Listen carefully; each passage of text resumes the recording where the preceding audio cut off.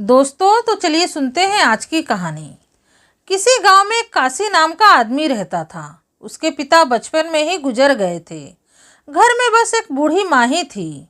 काशी के पिता ने मरने से पहले उसके लिए न तो कोई जमीन छोड़कर गए थे और ना ही कोई जायदाद। पिता की विरासत के रूप में बस उसके पास एक पुराना और छोटा सा घर ही था, जिसमें वो अपनी माँ के साथ रहता था। माँ के साथ मिलकर वो दूसरों के खेतों में मजदूरी या गांव के अन्य काम करके अपना गुजर बसर करता था। वो देखता था कि उसके गांव के बाकी के लड़के, जिनमें से उसके कई मित्र भी थे, वो बड़े आराम से रहते थे। उन सभी के पास अपनी खेती बाड़ी थी, गाय भैंस थे। उन्हें किसी के यहाँ मजदूरी नहीं करनी पड़ती। वो तो अपने खेतों में दूसरों से मजदूरी करवाते थे। इन सबसे वो बहुत दुखी रहता था। उसे लगता था कि दुनिया का सबसे बदकिस्मत इंसान मैं ही हूँ। मेरे जैसी फूटी किस्मत किसी की नहीं है।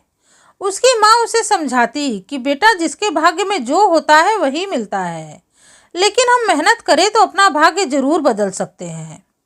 काशी पर किसी भी बात का कोई असर नहीं होता। धीरे धीरे उसने मजदूरी करना बंद कर दिया और न ही अब वो कोई दूसरा काम करता। वह बस अपने आप को कोसता और उदास होकर किसी पेड़ के नीचे जाकर बैठ जाता। उसकी माँ किसी तरह अपना और उसका पेट भरती। उसे भी कभी कभी लगता था कि अगर वो लोग बाकी लोगों के जैसे धनवान होते तो उसके बेटे की ऐसी दशा न होती। इसी तरह महीनों बीत गए। एक दिन काशी अपने गांव के बाहर एक बड़े से पीपल के पेड़ के नीचे बैठा अपने जीवन को कोस रहा था। तभी वहां से एक व्यापारी गुजरा। उसे जिस गांव में जाना था वो उस गांव का रास्ता भटक गया था। काशी को पेड़ के नीचे बैठा देख रास्ता पूछने के लिए उसके पास गया। उसने काशी को आवाज़ देकर उस गांव का रास्ता पूछा, लेकिन काशी ने कोई जवाब नहीं दिया। उसने फिर पूछा तो काशी ने झल्लाते हुए कहा, अरे भाई, मुझे किसी गांव का रास्ता नहीं मालूम। तुम किसी और से क्यों नहीं पूछते? अब जाओ यहाँ से, मुझे अकेले रहने दो। व्यापारी बहुत बुद्धिमान और दयालु था। काशी की बात सुनकर वो समझ गया कि ये आदमी जरूर किसी बात से परेशान है। उसने काशी से बड़े प्रेम से कहा, अरे भाई, इतनी छोटी सी बात के लिए नाराज क्यों होते हो? अगर तुम्हारे जीवन में कोई परेशानी है तो मुझे बताओ, शायद मैं कोई रास्ता सुझा दूं।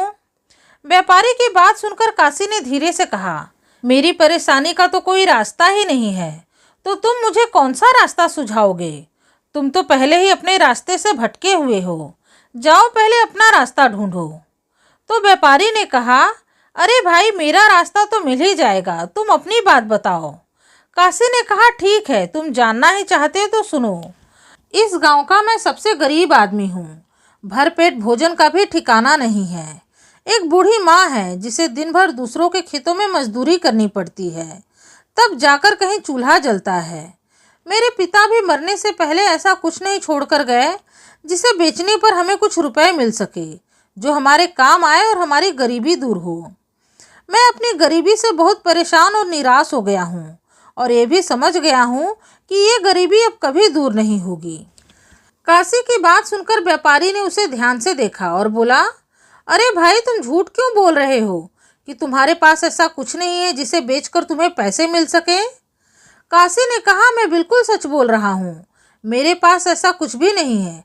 अगर कुछ होता तो क्या ऐसे गरीब बनकर घूमता? गरीबी का जीवन क्या किसी को अच्छा लगता है? व्यापारी बोला, ठीक है, मैं एक व्यापारी हूँ। तुम्हारे पास 2 कान है ना, तो एक कान तुम मुझे काट कर दे दो। मैं तुम्हें अभी 1000 सिक्के दे दूंगा। बोलो, तुम तैयार हो? व्यापारी की बात पर काशी ने हड़बड़ाते हुए कहा, क्या कान दे दूं? अरे नहीं, मैं अपना कान कैसे दे सकता हूँ? व्यापारी ने बोला, ठीक है, कान नहीं तो एक आँख ही दे दो। आँख भी तो तुम्हारे पास 2 है। मैं एक आँख के बदले अभी तुम्हें 5000 सिक्के दूंगा। काशी ने मना करते हुए कहा, अरे नहीं भाई, मुझे नहीं बेचनी अपनी आँख। व्यापारी बोला, तो ठीक है, तो तुम मुझे अपना एक हाथ ही दे दो। मैं एक हाथ के बदले तुम्हें 10,000 सिक्के दूंगा। काशी ने अब झल्लाते हुए कहा, अरे मैं अपने हाथ क्यों बेचूं? मुझे नहीं बेचना। व्यापारी ने फिर कहा, अच्छा ठीक है, हाथ नहीं बेचोगे तो अपना एक पाँव ही बेच दो। मैं तुम्हें एक पाँव के बदले 20,000 सिक्के दूंगा। काशी अब क्रोध से तमतमाकर बोला, तुम्हें सीधे तरह से बात समझ में नहीं आती क्या? मुझे अपना कुछ भी नहीं बेचना है। अब व्यापारी ने उसे बड़े प्रेम से समझाते हुए कहा, अरे भाई, पहले मेरी पूरी बात तो सुन लो, फिर क्रोध बाद में कर लेना। सुनो, अब तक की चर्चा से ये तो साबित हो गया कि तुम्हारे पास 1 दूने 2 मतलब 2000 के कान हैं, 5 दूने 10 10,000 की आंखें हैं, 10 दूने 20 20,000 के हाथ हैं और 15 दूने 30 30,000 के पैर हैं। अगर बाकी चीज़ों को छोड़ दिया जाए तो बस आँख कान हाथ पैर ही तुम्हारे पास 60,000 से ज़्यादा के हैं, तो बाकी पूरा शरीर कितने का होगा, जरा सोचो तो। व्यापारी की बात सुनकर काशी शांत हो गया और हैरानी से उसे देखने लगा।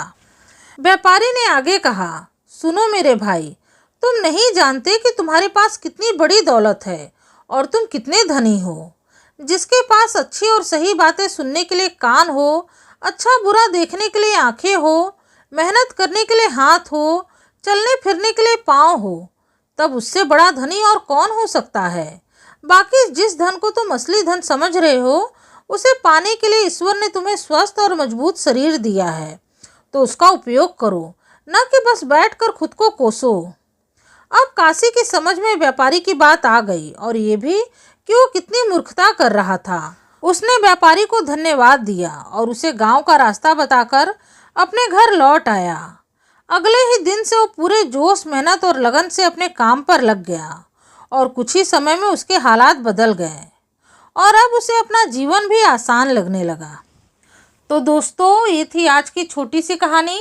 उम्मीद है आपको ये शिक्षाप्रद कहानी ज़रूर पसंद आई होगी।